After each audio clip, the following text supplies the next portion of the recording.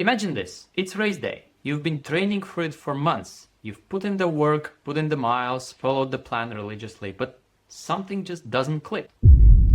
Everything's a little bit off. The heart rate's too high, the pace feels a little bit challenging, the legs start to get heavy. How come? Everything was great the week before. What went wrong? We've all experienced those off days, right? It's not your preparation. After all, training is only 50% of the result. The other half is execution. And if you don't get that second part of the equation right, all the preparation will go to waste. In this video, I'll show you why training alone doesn't guarantee results, the mindset shift you need to actually execute, what you can do to take control of your next race, and how I'm putting this together for my Boston Marathon this weekend. Even though my training block is done, and it was a good one, I'm only halfway there. Halfway there. I heard this great quote recently. Listen, sister, preparation plus opportunity equals miracles. Preparation plus opportunity equals miracles. But there's a missing piece, because you can be perfectly prepared, but still fail to execute. Opportunity doesn't wait for you to be ready. It rewards people who can act under pressure. And this is exactly where things tend to go sideways. Athletes think the work is done, and then they let the day happen. They hope the taper works, they hope the weather is perfect, they hope their body feels great, but hope is not a strategy. Ownership is. I remember when I was a professional kayaker, I used to wish for conditions to be easier. Less wind, or ideally a tailwind, smaller waves, maybe even for some competitors to not show up. Basically, I was wishing for a perfect race to magically show up. What I didn't realize at the time was that I was giving away control. If your performance rely on external factors, you will always feel a prisoner and a victim. You'll keep letting the outside world determine your confidence level, and you always question yourself.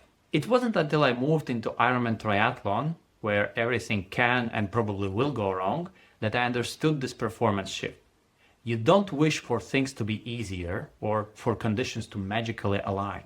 You become the athlete who can weather the storm, who writes their own story.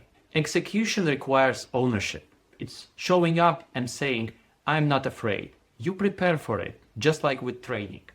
It's your ability to stay calm under pressure and handle adversity. It's about making decisions in real time and staying strategic even when emotions kick in. And this is where many races fall apart.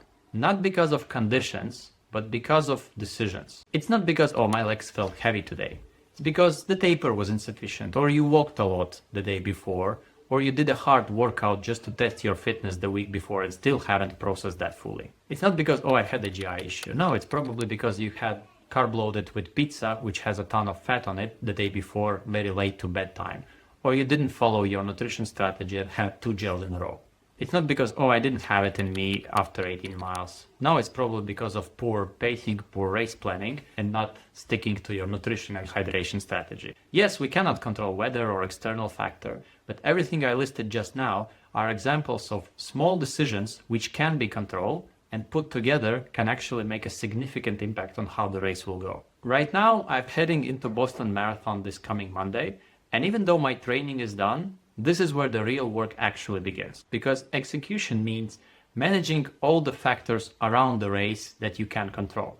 That includes taper, meaning reducing the volume and actually trusting that instead of racing those sessions just to see where your fitness currently is so that you come to race fresh. Proper carb loading, not just one big stuffy meal the night before, but actually focusing on 7 up to 12 grams of carbs per kilo of body weight in the 2 to 3 days leading up to the race. Hydration, the days leading up to the race, which includes also electrolytes, sodium, and especially magnesium and potassium, which tend to be overlooked, but together make sure we're well hydrated within ourselves. Having good sleep across the week, not just 1 or 2 days before. Actually, a pro tip here, include a 20-minute power nap over lunchtime to split the day into 2 and overall reduce the stress level. Focus on sleep quality, and that includes making sure your heart rate is as low as possible before you go to bed, which means don't eat too close to bedtime. Reduce any stressors or screen time exposure before you go to bed. Giving your body time to recover, that includes not walking too much the day before, maybe consider cold baths in 2 evenings before the race, elevate the legs, try massage boots, things like that. Manage stress and try to improve your HRV through breath work or meditation or simply calming down. Practice visualization to mentally prepare for what you have to go through, both in terms of race weekend and the race itself. Have a checklist for the race week, for the race weekend, and for the race itself, before and during, so that you know at any point of time exactly what you do. Have a clear race plan for the race morning, for the race warm-up, and for the race itself. What your effort would be at every stage of the race. And here I say effort, not pace, because pace will change. Ideally, you would also practice that a little bit. Know when and how much you will fuel and hydrate, when you will pick up the effort if you're able to. And also try to adopt a problem-solving mindset. Basically, if something happens, this will be my response, instead of panicking and doing something that would just aggravate the situation. For example, if you're starting to develop a GI issue, a good idea would be for the next 5 or 6K, focus only on water and then restart your nutrition plan. This is not the most fun part about racing, but controlling these factors make up for a good race. For me, the goal this weekend is simple. Treat the race as a celebration. Keep the vibes high. Find joy in the process. After all, tension is what kills performance. But at the same time, be very strategic. Control the controllables, follow the plan, and don't get swept away by emotions. Over these past few weeks, I did a lot of preparation. I visualized the course, I visualized the weekend. Luckily, there's a lot of content and blogs around Boston Marathon, what people are doing throughout the weekend, how the race day goes. So I know pretty well what to expect of the weekend, of the energy there, and how to set myself up for the best race. I go in with process goals. Instead of focusing on a certain outcome, I'm focusing on the inputs that I can provide. So instead of running a certain pace or focusing on certain splits, I'm actually focusing on the effort and heart rate I will have at each part of the race course, because that is something I can control. I can control when I will fuel, how I will adjust that fueling. Having a drink at every water station. Try to ignore the noise where possible, and when things do get tough, I will remind myself mind over body. Because at this point, fitness is there. It's all about whether I can focus to actually use it. Meanwhile, if you want to go deeper into this is exactly what I write in my book, The Resilient Athlete.